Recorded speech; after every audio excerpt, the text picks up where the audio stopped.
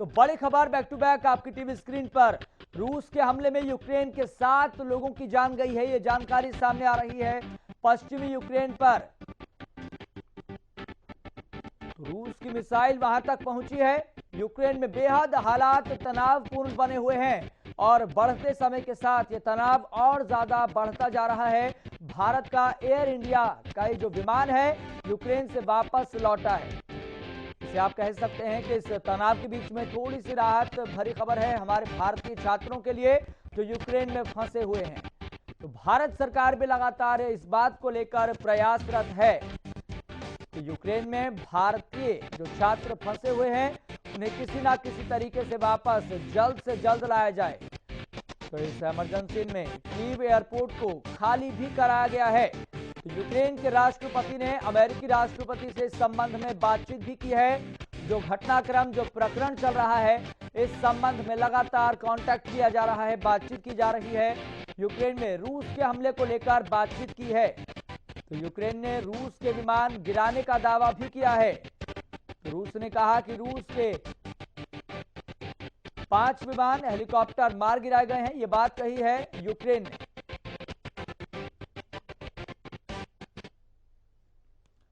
तो रूस के रक्षा मंत्रालय का बयान सामने आया है।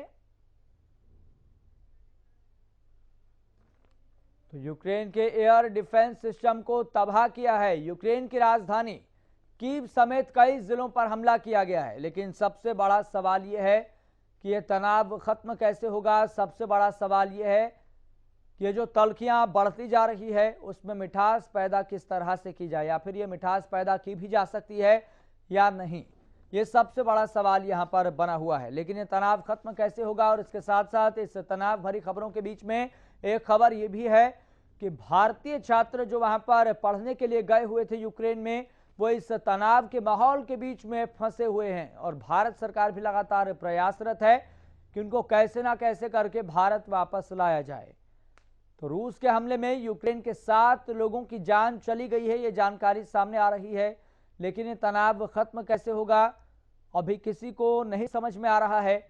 और वो दौर भी सभी अंतर्राष्ट्रीय मामलों के जानकारों को याद आ रहा है जब 1945 से लेकर 1991 का दौर देखा था, जब अभी ये खड़ा हो रहा था कि आखिर पीछे कौन हटेगा और ये महायुद्ध की जो स्थिति पैदा हो गई है ये खत्म कैसे होगी। आज भी ठीक इसी तरह का सवाल है। फिलहाल आपको बता दें कि इस खबर पर ज्यादा जानकारी के साथ मेरे सहयोगी करण खुराना जुड़ गए हैं।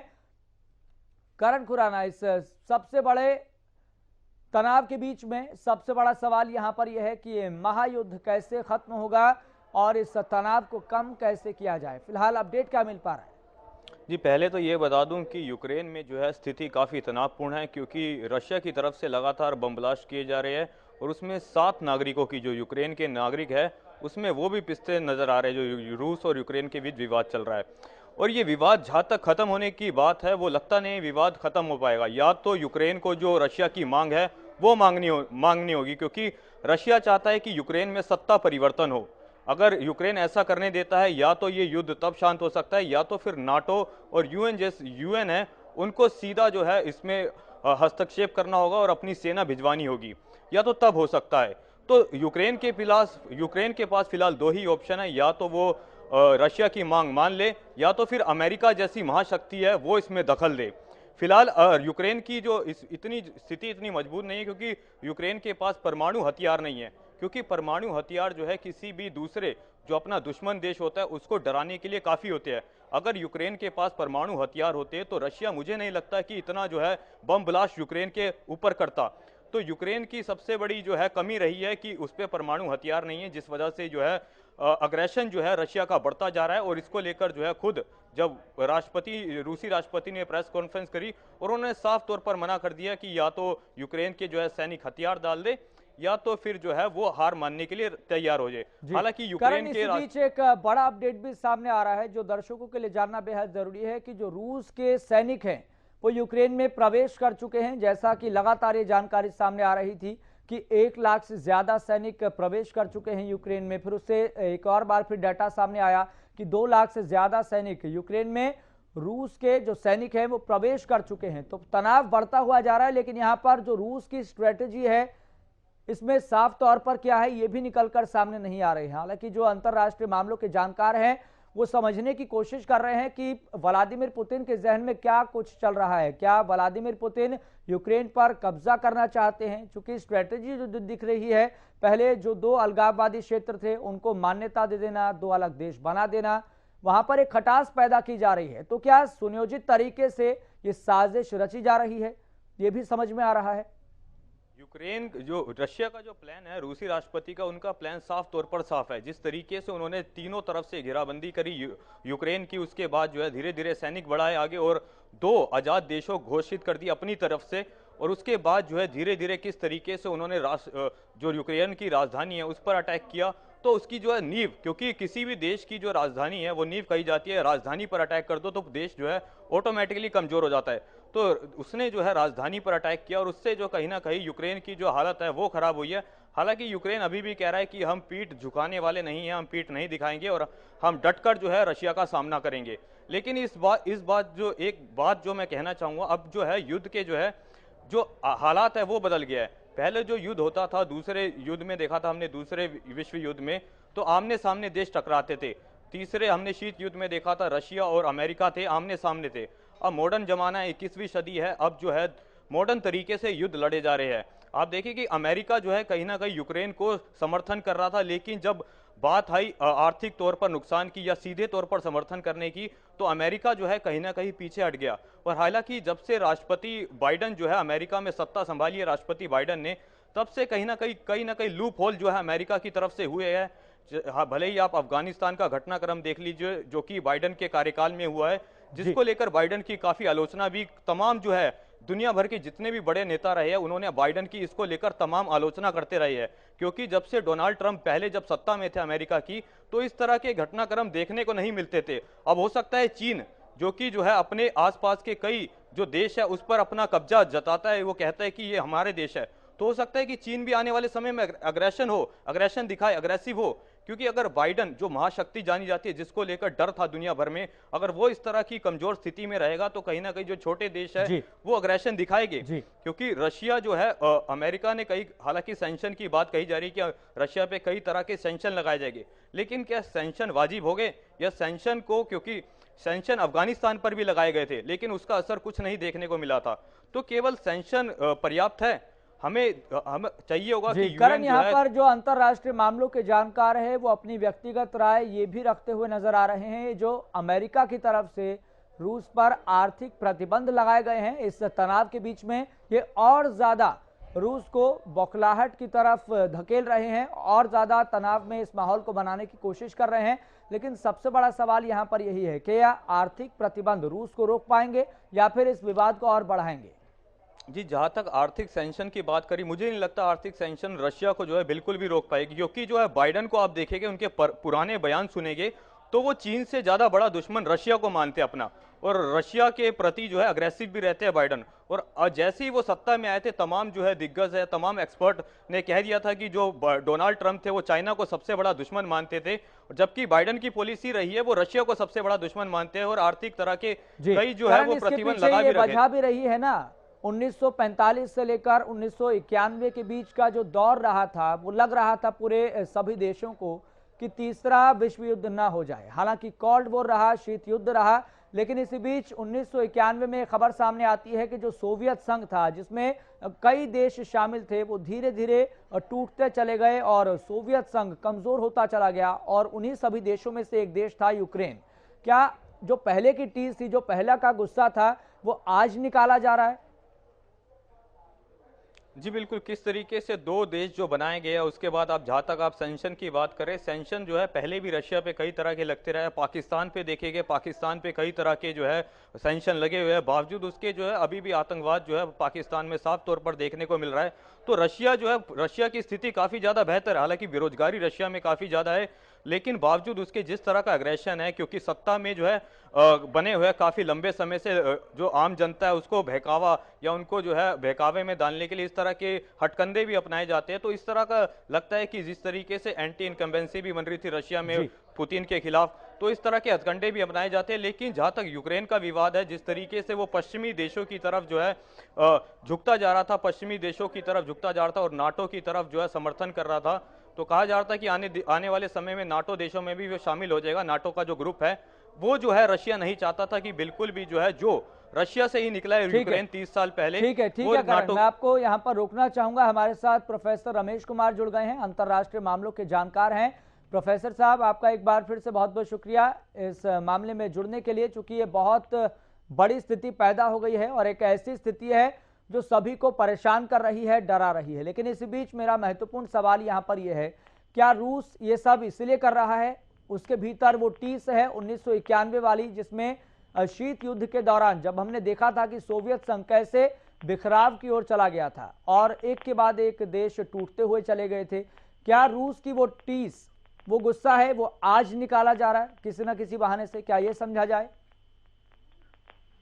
जब 1991 में सोवियत संघ का विखंडन हुआ था, तो उस समय से जो रशियन प्रेसिडेंट हैं पुतिन, वो ये चाहते हैं कि एक बार पुनः वो अखंड सोवियत संघ बनाने की ओर अग्रसर हैं और उनका ये सपना है कि दोबारा से जो रशिया के 14 देश अलग हुए थे सोवियत संघ से, वो दोबारा से सभी को एक साथ मिलाना चाहते हैं और एक रशिया को सोवियत संघ के रूप में देखना चाहते हैं।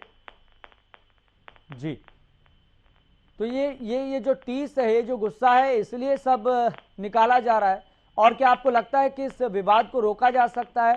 क्या रूस अपने कदम पीछे खींचेगा, ऐसा आपको लगता है? चूंकि यूक्रेन उन देशों में से एक है जो सोवियत संघ के उस दौर में 1991 के दौर में अलग हुआ था। अभी ऐसा कुछ कहा नहीं जा सकता कि रशिया अपना कदम पीछे खींचेगा, क्योंकि अभी रशिया ने जो स्टेप किया है, यूक्रेन के 2 क्षेत्र हैं, दोनेत्स्क और लुहांस्क जी, ऐसे 2 क्षेत्रों को एक इंडिपेंडेंट देश के रूप में रशिया ने मान्यता दी है और रशिया ने सेनाएं भी उतार दी है। 2014 में यूक्रेन का ही एक हिस्सा था क्रीमिया, वहां पे भी रशिया के द्वारा आर्मी भेज करके उसको एक अलग से अपने अंदर मिलाने का काम रशिया के द्वारा किया गया था। तो ये कहना जल्दबाजी होगा कि रशिया अपने कदम यूक्रेन में रोक पाएगा। जी, लेकिन प्रोफेसर साहब, सबसे बड़ा सवाल तो यहाँ पर ये भी है ना कि जो रूस ये जो सब कर रहा है, क्या वो दिखाना चाह रहा है कि मैं ही इस पूरी दुनिया का बादशाह हूँ? ठीक वैसे ही जो सोच 1945 से लेकर 1991 के दौर में थी, जब दोनों महाशक्तियां आमने सामने आ गई थी, पूरी दुनिया में दिखाने की कोशिश की जा रही थी, मैसेज देने की कोशिश की जा रही थी कि हम ही महाशक्ति हैं और हमारी ही इस पूरी दुनिया में चलेगी, हमारा ही प्रभुत्व है। क्या वही दौर आ गया है, वही सोच आ गई है? रशिया की जीडीपी की बात की जाए तो वो अमेरिका के बराबर कहीं भी नहीं दिखती है जी। लेकिन अगर हथियारों की और पूरे विश्व के अंदर जो वेपन्स की बात की जाए तो आज भी रशिया एक बहुत बड़ी महाशक्ति हम कह सकते हैं जी, जो समय समय पर अमेरिका को चुनौती देता रहता है। और एक सोवियत संघ के समय जो रशिया की जो पोजीशन थी, आज रशिया उसी को एक उसके अंदर टीस है कि वो चाहता है कि जिस प्रकार से सोवियत संघ ने अमेरिका को चुनौती दी थी, रशिया दोबारा उसी खेमे में आने के लिए प्रयासरत है और उसके लिए वो एक अखंड सोवियत संघ का सपना देखता है। जी, प्रोफेसर साहब, मैं आपके पास लौटूंगा। हमारे साथ अर्थशास्त्री भी लगातार जुड़े हुए हैं, आकाश जिंदल। आकाश जिंदल जी, आपका एक बार फिर से बहुत बहुत स्वागत है। धन्यवाद। आकाश जिंदल जी, इन सारी स्थितियों को जो भारत पर डायरेक्टली इनडायरेक्टली असर पड़ रहा है, क्या रोका जा सकता है या नहीं रोका जा सकता? मोदी सरकार के प्रयासों को आप किस तरह से देख रहे हैं? देखिए, मोदी सरकार हमेशा से ही अच्छे काम करती आई है। ग्लोबल ब्रांडिंग भी मोदी साहब की बहुत अच्छी है, एक ग्लोबल लीडर के रूप में मोदी साहब को देखा जाता है। लेकिन आज की तारीख में कड़वी सच्चाई ये है कि रशिया यूक्रेन इश्यू को लेके इंडियन गवर्नमेंट कोई बहुत बड़ा अपनी तरफ से स्टेप लिया, कोई बहुत ज्यादा अपनी तरफ से पहल हमारे यहाँ से एक्सपेक्टेड नहीं है, ना ही उसका कोई बहुत ज्यादा रेलेवेंस रहने की उम्मीद है। बट आज की तारीख में एक सच्चाई ये है कि इंडिया की इकोनॉमी पे इसकी वजह से बहुत मेजर इंपैक्ट आने की संभावना है। देखिए, क्रूड ऑयल ऑलरेडी, कच्चा तेल ऑलरेडी $100 पर बैरल हो चुका है। इस्तेमाल करते हैं जी। और जो है पेट्रोल डीजल की प्राइसेस भी इसके चलते हुए इलेक्शन के बाद बढ़ने की काफी संभावना है। साथ ही साथ अब इसकी वजह से इन्फ्लेशन बढ़ेगी। अब inflation is something which directly it's into GDP growth, तो जीडीपी ग्रोथ भी कम होने की संभावना है। आज हम सबको पता है इलेक्शन के समय हम सबने तय शोध किए हैं, सबसे बड़ी दो प्रॉब्लम इलेक्शन के टाइम क्या रही है, इन्फ्लेशन और अनएम्प्लॉयमेंट। तो इन्फ्लेशन दोबारा बढ़ने की संभावना है, जीडीपी ग्रोथ कम होगी तो अनएम्प्लॉयमेंट दोबारा बढ़ेगी। देखिए ऑलरेडी हमारी कंट्री कोरोना कॉज रिसेशन से ऑलरेडी जूझ रही है। लास्ट ईयर की जीडीपी ग्रोथ हमारी -7.3 थी। इस बार जाके दिवाली के आसपास कुछ कंजम्पशन, कुछ बाइंग रिज्यूम हुई थी, लेकिन come December and January we again had an Omicron attack which has impacted our economy severely. So the point which I want to drive home is that we have been fighting corona caused recession, and the moment we try to come out of that recession, there's another global issue which has come in front of us. Our government has put in lot of effort. We are the 5th largest economy in the world. Our GDP growth is supposed to be the fastest amongst biggest countries. But उन सारे प्रयासों के बावजूद भी देखें global reason हमारी economy पे severe impact डाल रहे हैं। और अब बात ये रशिया और यूक्रेन की नहीं है, बात नाटो, यूएस और कहीं ना कहीं चाइना, ताइवान, जापान, ये बात कहां तक बढ़ सकती है, अभी हम उस चीज को लेके जो है क्लैरिटी नहीं हो। लेकिन आकाश जिंदल जी, भारत के कॉन्टेक्स्ट में हम लगातार ये बात समझने की और जानने की आपसे कोशिश कर रहे हैं। इसके साथ साथ यहाँ पर अगर इस फैक्टर को देखें कि ये जो स्थिति पैदा हो रही है, जो तनाव पैदा हो रहा है, ये जो ग्लोबली ये जो पेट्रोल डीजल के रेट जाहिर सी बात है कि बढ़ेंगे और इसका असर सीधे तौर पर भारत पर भी पड़ेगा। लेकिन इन्फ्लेशन को लेकर बात करें, जीडीपी को लेकर बात करें, इकोनॉमिक दृष्टि से हम देखें तो क्या ये कोरोना काल से, संक्रमण काल से भी ज्यादा घातक हो सकता है? जी हाँ, देखिए ये बहुत घातक हो सकता है क्योंकि अभी नेटो और यूएस का स्टैंड पूरी तरह क्लियर नहीं है, ना ही यूएस ऐसी कंट्री है कि बहुत ज्यादा उसके मूव्स को प्रेडिक्ट किया जा सकता है जिस तरह का यूएस का सिनेरियो है। तो मेरे हिसाब से बहुत घातक हो सकता है। और कोरोना का इम्पैक्ट एक स्टैगर्ड वे में आया था, ये एक सडन इम्पैक्ट आ सकता है और ये इश्यू जो है काफी बढ़ सकता है। दूसरी बात ये है, ये ऑलरेडी एक आघात हुआ है कोरोना का, उस आघात के बाद अगला आघात आना, आप देखो सिंपल सी बात है, any good doctor would tell you कि शरीर के ऊपर अगर पहले से अटैक हुआ है और शरीर उससे रिकवर नहीं हुआ और दूसरा अटैक हो जाए तो वो शरीर के लिए कितना नुकसानदेह हो सकता है। तो ऑलरेडी कोरोना कॉज रिसेशन की वजह से इकोनॉमी बहुत तकलीफ में है, बहुत प्रॉब्लम में है। ऐसे में एक और अटैक आ जाना इकोनॉमी को बहुत बुरे हालत में पहुंचा सकता है, बहुत दिक्कत कर सकता है। ऑलरेडी देखिए इस बजट में भी हमारा डेफिसिट 6% के ऊपर है। 6% से ऊपर का डेफिसिट एक बहुत हाई डेफिसिट है। उम्मीद ये थी कि इस बार उसको हम रिकवर कर लेंगे टैक्स कलेक्शन से, लेकिन अब अगर क्रूड ऑयल प्राइसेस बढ़ जाते हैं, अगर क्रूड ऑयल प्राइसेस बढ़ते हैं दूसरा इम्पैक्ट क्या होगा, डॉलर का रेट बढ़ जाएगा। डॉलर का रेट अभी 70 रुपए से ऊपर है, वो भी बढ़ने की संभावना है, उससे फॉरेक्स रिजर्व कम होंगे, उससे जो है डॉलर महंगा होगा तो हमारे फॉरेक्स के ऊपर और इम्पैक्ट आएगा। तो कहीं ना कहीं हमारे ऊपर सीवियर इम्पैक्ट आ सकता है। दूसरा मुझे काफी एक्सपेक्टेशन है कि यूएस और यूरोप रशिया के ऊपर सैंक्शन लगा सकते हैं। अगर वो रशिया के ऊपर सैंक्शन लगाते हैं तो सैंक्शन का इम्पैक्ट क्या आएगा, उस सैंक्शन की वजह से जो है क्रूड ऑयल का, रशिया जो बहुत बड़ा सप्लायर है, वो क्रूड ऑयल सप्लाई जो है यूरोप को डिस्टर्ब होगी। अगर वो क्रूड ऑयल सप्लाई डिस्टर्ब होती है तो जाहिर सी बात है यूरोपियन कंट्रीज जो है गल्फ की तरफ जाएंगे, तो इंडिया को वहां से क्रूड ऑयल मिलता है तो वहां भी डेफिसिट आएगा। ओपेक प्लस किस तरह के काम करते रहे हैं प्रोडक्शन कट को लेके, वो हम सबको पता है। दुनिया की डिमांड रही है ओपेक प्लस से कि प्रोडक्शन को बढ़ाया जाए, लेकिन फिर भी ओपेक प्लस ने प्रोडक्शन को उस तरीके से नहीं बढ़ाया। तो कहीं ना कहीं global politics, global oil politics और साथ ही साथ रशिया यूक्रेन का ये जो आज की जो कॉन्फ्लिक्ट है, ये ऐसे समय पे आया है। सबसे इंपॉर्टेंट पॉइंट जो बार बार मैं बताने की कोशिश कर रहा हूँ कि ऐसे टाइमिंग इसका इतना बुरा है कि ऑलरेडी कोरोना कॉज रिसेशन की वजह से ग्लोबल इकोनॉमी जो काफी हद तक इम्पैक्ट हुई है, उसके बाद ये इम्पैक्ट आया है, वहां से रिकवरी हो ही नहीं पाई अभी तक। तो ये हमारे लिए जो है बहुत तकलीफ का, बहुत पेन का इश्यू है। ठीक है आकाश जी, मैं आपके पास लौटूंगा। हमारे साथ लगातार अंतर्राष्ट्रीय मामलों के जानकार प्रोफेसर रमेश कुमार भी जुड़े हुए हैं। प्रोफेसर साहब, इसमें डिफेंस का फैक्टर कितना महत्वपूर्ण है? डिफेंस का फैक्टर इस लिहाज से महत्वपूर्ण हो सकता है क्या चूंकि ये जो दोनों देशों के बीच में जो तनाव देखने को मिल रहा है, इस तनाव के जरिए पूरी दुनिया में एक दहशत पैदा की जा सके। प्रोफेसर साहब, मैं आपके पास लौटूंगा। इसी बीच एक बड़ी जानकारी सामने आ रही है, उसको भी बताना बेहद जरूरी है दर्शकों को। तो बड़ी जानकारी बैक टू बैक आपकी टीवी स्क्रीन पर।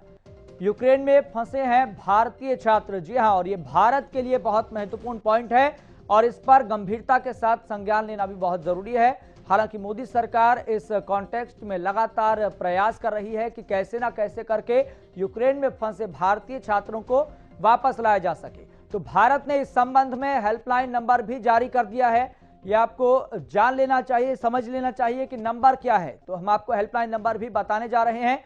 तो हेल्पलाइन नंबर आपकी टीवी स्क्रीन पर 911123012113 नंबर जारी किया गया है भारत सरकार की तरफ से। अगर आप इस पूरे संबंध में जानकारी लेना चाहते हैं तो आप कॉल कर सकते हैं। तो यूक्रेन में भारतीय छात्र फंसे हुए हैं और भारतीय छात्रों को वापस लाना बहुत जरूरी है, क्योंकि तनाव समय के साथ लगातार बढ़ रहा है। ये कहा नहीं जा सकता कि कब क्या हो जाए।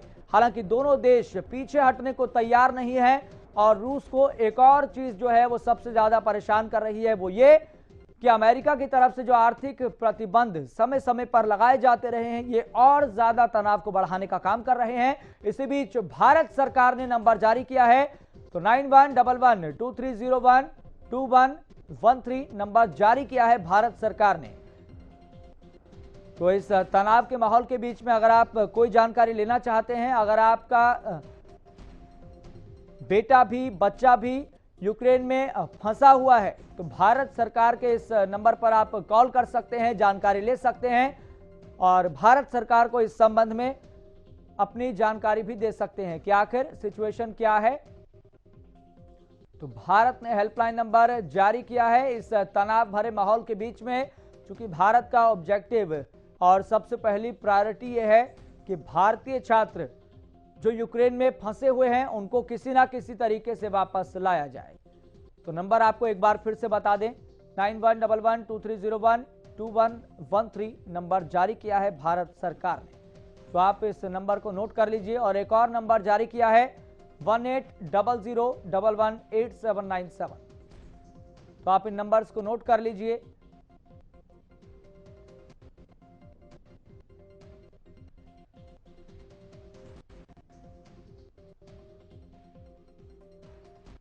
इसी बीच आपको एक और बड़ी जानकारी ये बता दें कि फरीदाबाद का एक भारतीय छात्र है जो यूक्रेन में फंसा हुआ है, विनायक चौधरी। लेकिन उनके पिता लगातार तनाव में हैं। उनके पिता का क्या कुछ कहना है ये भी आपको सुनवाते हैं, क्योंकि जाहिर सी बात है कि सभी माता पिता के लिए ये अपने आप में बहुत स्ट्रेस देने वाला ये फैक्टर है, ये पहलू है जो हर किसी को परेशान कर रहा है। लेकिन विनायक चौधरी के पिता का क्या कुछ कहना है ये भी आपको सुनवाते हैं।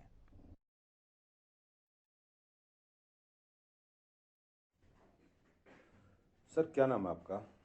मेरा नाम धर्मेंद्र चौधरी है।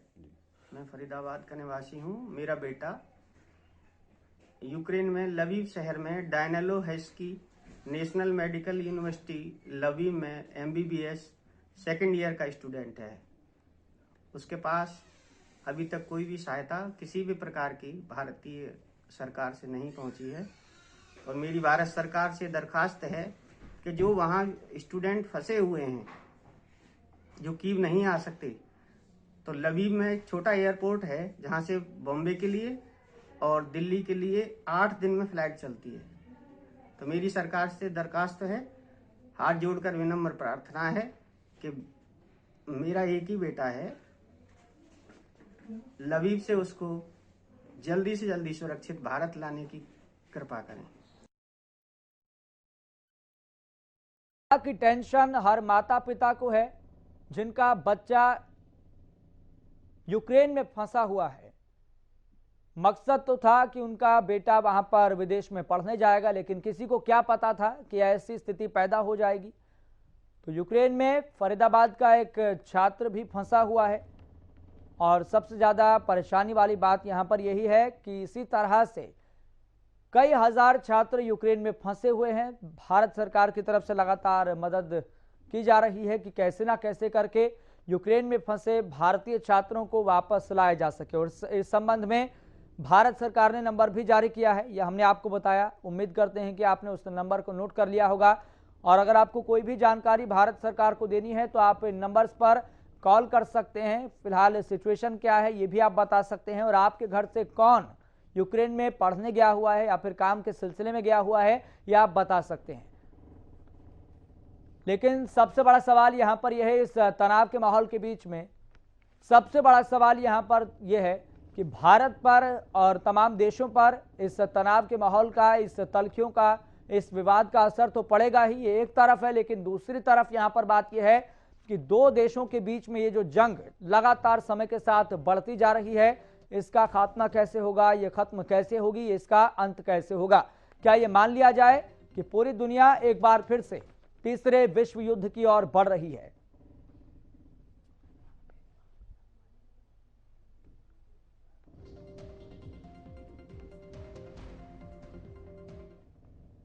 तो महायुद्ध शुरू हो चुका है, लेकिन इस महायुद्ध का अंत कैसे होगा ये किसी को नहीं पता। हर कोई अपने अपने तरीके से इवैल्यूएशन कर रहा है, लेकिन अंत होना चाहिए ये सभी देश मांग कर रहे हैं। लेकिन अंत कैसे होगा इसका अंदाजा किसी को भी नहीं है। और इसके साथ साथ कई फैक्टर और भी जुड़े हुए हैं जो सभी देशों को